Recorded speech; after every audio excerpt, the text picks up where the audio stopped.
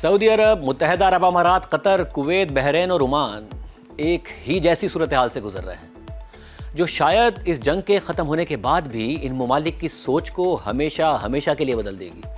جن امریکی بیسز کو یہ ممالک اپنی حفاظت کی ضمانت سمجھتے تھے، وہی امریکی بیسز اب انہی ممالک پر حملوں اور خطرے کا باعث بن گئی ہیں۔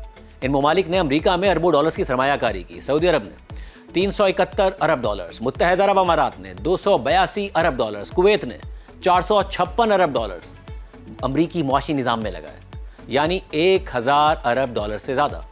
پھر صدر ٹرمپ دوبارہ صدر بنے اور انہوں نے انہی خلیجی ممالک کا دورہ کیا۔ تو صدر ٹرمپ کو خوش کرنے کے لیے سعودی عرب نے امریکہ میں مزید 1000 ارب ڈالرز کی سرمایہ کاری کرنے کا اعلان کر دیا۔ متحدہ عرب امارات نے 1.4 ٹریلین ڈالرز یعنی 1400 ارب ڈالرز کی مزید سرمایہ کاری کرنے کا اعلان کر دیا۔ قطر نے مزید 1.2 ٹریلین ڈالرز یعنی 1200 ارب ڈالرز کی امریکہ میں سرمایہ کاری کرنے کا اعلان کر دیا۔ یعنی صرف ایک دورے میں صدر ٹرمپ کو خوش کرنے کے لیے 3600 ارب ڈالرز کی سرمایہ کاری کا اعلان کیا گیا۔ قطر نے تو صدر ٹرمپ کو 40 کروڑ ڈالرز کا بوئنگ 747 ذاتی استعمال کے لیے گفٹ کر دیا تاکہ صدر ٹرمپ خوش ہو جائیں اور ہمارے ہو جائیں۔ اس کے علاوہ صدر ٹرمپ کا ایک سکینڈل سامنے آیا کہ جس کے مطابق متحدہ عرب امارات کی رائل فیملی کے ایک ممبر نے ٹرمپ کی فیملی کی کرپٹو کمپنی میں 500 ملین ڈالرز کی سرمایہ کاری کی تھی۔ یعنی پوری کوشش کی گئی ٹرمپ کو اپنا بنانے کی، مگر ٹرمپ اپنے علاوہ اگر کسی کے نکلے تو وہ اسرائیل ہے، وہ نیتنیاہو ہے۔ اور ظاہر ہے کہ یہ 3600 ارب ڈالرز یہ ممالک کماتے تو ہی لگاتے، اور کماتے کیسے؟ تیل اور گیس بیچ کر، جو یہ ممالک نہیں بیچ پا رہے ہیں کیونکہ صدر ٹرمپ اپنے دعووں اور دھمکیوں کے باوجود ایران سے اسٹریٹ آف ہرمز نہیں کھلوا پا رہے ہیں۔ قطر نے پچھلے 2 ہفتوں سے LNG کا ایک جہاز نہیں گزارا، اور اب قطر کی سب سے بڑی گیس فیلڈ کو ایران کے جوابی حملوں میں اتنا بڑا نقصان ہو چکا ہے کہ اگلے 5 سال تک اس کی 17% کیپیسٹی بحال ہی نہیں ہو پائے گی۔ متحدہ عرب امارات کی تیل کی پروڈکشن آدھی سے بھی کم ہو گئی ہے۔ سعودی عرب ریڈ سی سے برآمد کرنے کی کوشش کر رہا ہے، مگر اتنی مقدار میں سپلائی نہیں کر پائے گا جو اسٹریٹ آف ہرمز سے کرتا تھا۔ عراق، کویت، بحرین سب کی سپلائی بند ہو کر رہ گئی ہے۔ اس کے علاوہ یہ ممالک ٹورزم سے کماتے ہیں۔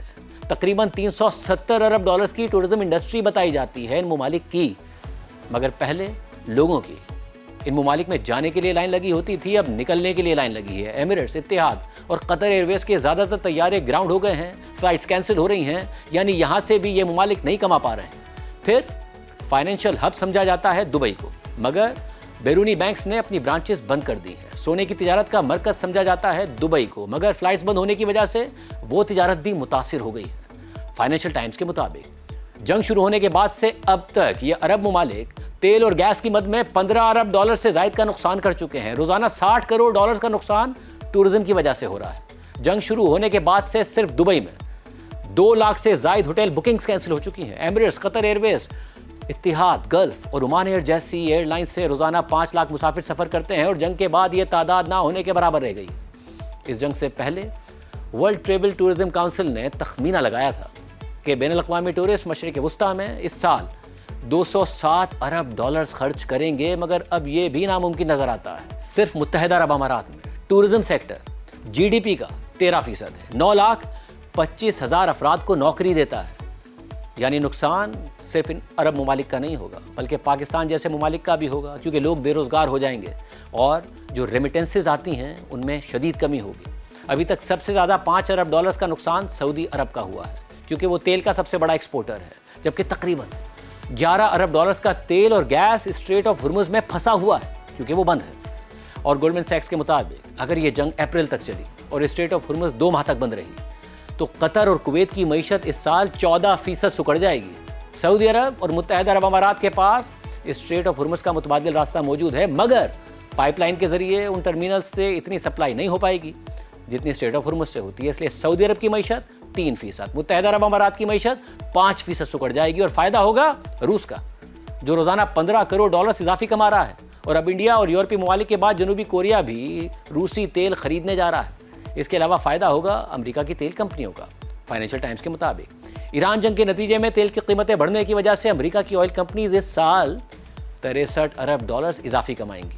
یعنی یہ عرب ممالک پہلے اپنا تیل اور گیس بیچ کر ڈالرز کماتے تھے، پھر وہ ڈالرز امریکی نظام میں لگاتے تھے، امریکہ کے خسارے کم کرنے میں کردار ادا کرتے تھے۔ اپنے پیٹرو ڈالر سے امریکی ہتھیار خریدتے تھے، اپنے ممالک میں امریکہ کو بیسز بنانے کی اجازت دیتے تھے۔ کس لیے؟ اپنی حفاظت کے لیے۔ مگر امریکہ کو کس کی فکر ہے؟ ان عرب ممالک کی نہیں، صرف اسرائیل کی۔ جو بات پہلے بھی سب پر ظاہر تھی، وہ امریکہ نے اس ایران جنگ میں ثابت بھی کر دی کہ صدر ٹرمپ سنتے سب کی ہیں مگر مانتے صرف نیتنیاہو کی ہیں۔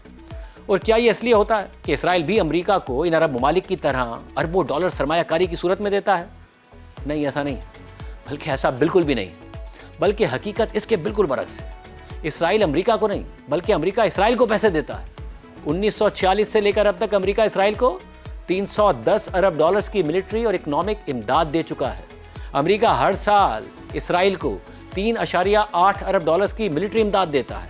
صرف اکتوبر 2023 کے بعد سے لے کر اب تک امریکہ اسرائیل کی غزہ جنگ اور پڑوسی ممالک کے خلاف اسرائیل کی کارروائیوں پر 22 ارب ڈالرز خرچ کر چکا ہے۔ صدر ٹرمپ کو 40 کروڑ ڈالرز کا جہاز گفٹ کیا قطر نے، 1200 ارب ڈالرز کی امریکہ میں انویسٹمنٹ کا وعدہ کیا قطر نے، اور پھر اسرائیل نے پچھلے سال قطر کے شہر دوحہ میں میزائل حملے کر کے حماس کے 5 لیڈرز کو قتل کر دیا، جس میں قطری سیکیورٹی آفیشل بھی مارا گیا۔ مگر امریکہ نے اسرائیل کو نہیں روکا۔ بعد میں پتہ چلا کہ اسرائیل نے اس حملے سے 1 گھنٹے پہلے امریکہ کو بتا دیا تھا۔ اور قطر کر کیا رہا تھا؟ حماس اسرائیل اور امریکہ کی جنگ بندی کے مذاکرات کرا رہا تھا، اپنے ملک میں کرا رہا تھا، مگر اسرائیل نے امن کے لیے مذاکرات کی اس کوشش پر حملہ کر دیا اور امریکہ نے اسے نہیں روکا۔ جب گزشتہ سال جون میں امریکہ اور اسرائیل نے ایران پر حملہ کیا تو ایران نے جواب میں قطر میں امریکہ کی العدید بیس پر حملہ کر دیا۔ تب بھی امریکہ قطر کا دفاع نہیں کر سکا۔ پھر پچھلے سال 29 ستمبر کو امریکہ نے قطر کے ساتھ ڈیفنس معاہدے کا اعلان کرتے ہوئے قطر کی سیکیورٹی کی ضمانت دینے کا اعلان کر دیا، مگر اب ایران بار بار قطر پر حملے کر رہا ہے اور امریکہ کچھ نہیں کر رہا ہے۔ اور قطر پر بدھ کی رات کا حملہ تو اسرائیل کی وجہ سے ہوا، کیونکہ اسرائیل نے امریکہ کے منع کرنے کے باوجود ایران کی گیس فیلڈ پر حملہ کر دیا۔ اس حوالے سے بلومبرگ نے لکھا ہے کہ ایران کے ساتھ تنازع کا دھچکا گلف ممالک کو بدل کر رکھ دے گا، اور شاید یہ بدلاؤ جنگ ختم ہونے کے بعد اور زیادہ واضح نظر آئے گا۔